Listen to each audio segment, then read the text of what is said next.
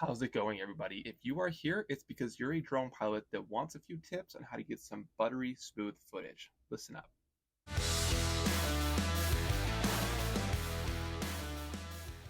Today, I'm going to show you a few tips to get some smooth cinematic shots. I'm using a DJI Mavic Mini. The DJI line of cinematic drones is, in my opinion, the best, most beginner-friendly series of drones on the market. I will also show you that these drones have literally the ability to fly themselves, so that if you are a solo creator, it's going to make your life that much easier. Make sure you stick around till the end for a bonus tip.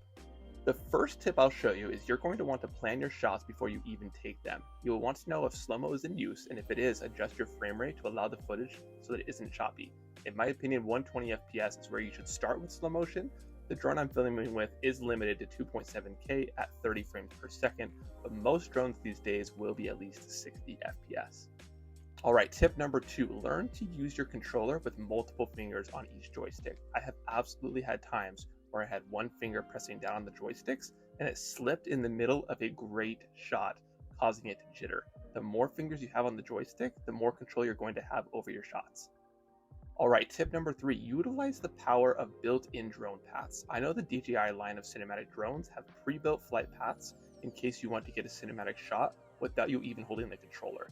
These allow you to tell your story without having to pilot the drone every single time. I would just be aware of your drone, as some of them don't have obstacle avoidance sensors on it. If it doesn't, make sure that you're flying in a path that can't hit anything, because the obstacle avoidance sensors are literally your drone's eyeballs. Without them, it's the equivalent of your drone flying blindfolded.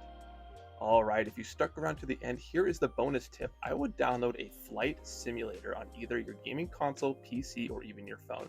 For example, I'm learning to fly the FPV right now, and I want to learn without the risk of crashing an expensive drone.